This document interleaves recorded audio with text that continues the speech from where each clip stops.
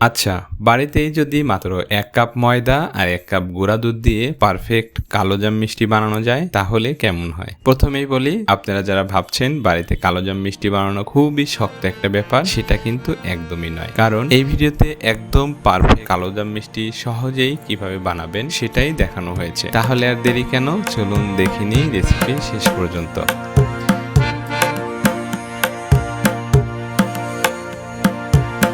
প্রথমেই নিয়ে নিন ৮০ গ্রাম ডালডা। যেহেতু ডালডা জমাট বাঁধা থাকে, আগে গরম করে গলিয়ে নিন। এবার ডালডার সাথে ৬০ মিলি সয়াবিন তেল যোগ করে ভালোভাবে মিশিয়ে নিন।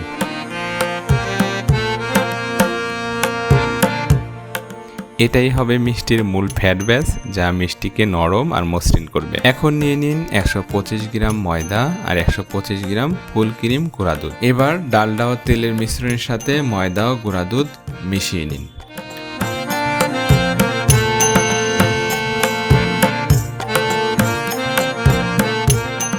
অল্প অল্প পানি দিয়ে তৈরি করুন ঝুরঝুরে ডো।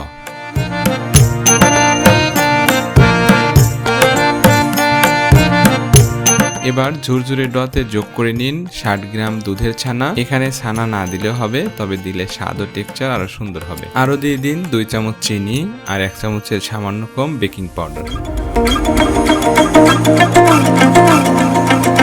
সব উপকরণ মিশিয়ে আরেকবার নরম না আবার শক্ত না এই ধরনের একটা ডো বানিয়ে নিন। প্রয়োজন হলে সামান্য পানি যোগ করতে পারেন।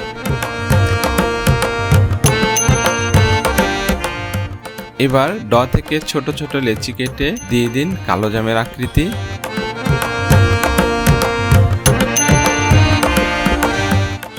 শেপ দিতে গিয়ে ভুলেও আমের মতো বানাবেন না, তাহলে হবে আম মিষ্টি। সবগুলো শেপ দেওয়া হলে রেখে দিন ভাজার জন্য। এবার মিষ্টি ভাজার আগে বানিয়ে ফেলুন মিষ্টির শিরা। মিষ্টির শিরা বানানোর জন্য একটি পাত্রে ২৫০ গ্রাম চিনিতে ২০০ মিলি পানি দিয়ে ফুটিয়ে নিন।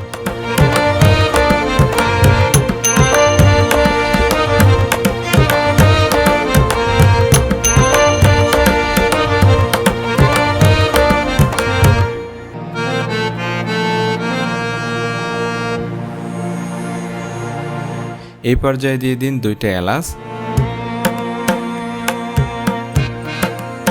শিরা যখন চিটচিটে হয়ে যাবে তখন নামিয়ে রাখুন।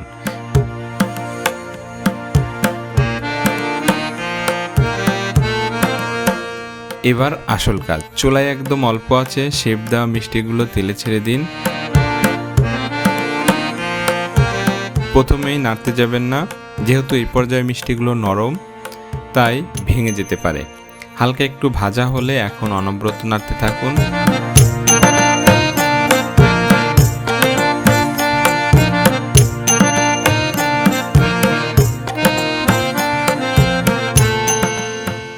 ধীরে ধীরে ভাজুন যাতে বাইরের রং কালোজাম রঙের মতো হয়। ধৈর্য ধরুন, তাড়াহুড়া করলে বাইরেরটা পুড়ে যাবে, ভিতরটা কাঁচা থাকবে। ভাজা শেষ হলে গরম অবস্থায় মিষ্টিগুলো শিরায় দিয়ে দিন।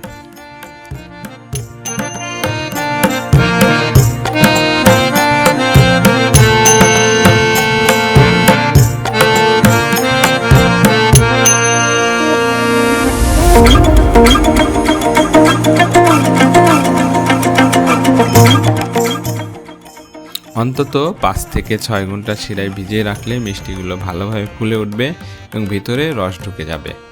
দেখুন ৬ ঘন্টা পর মিষ্টি ফুলে নরম হয়ে গেছে আর ভিতরে রসে ভরা।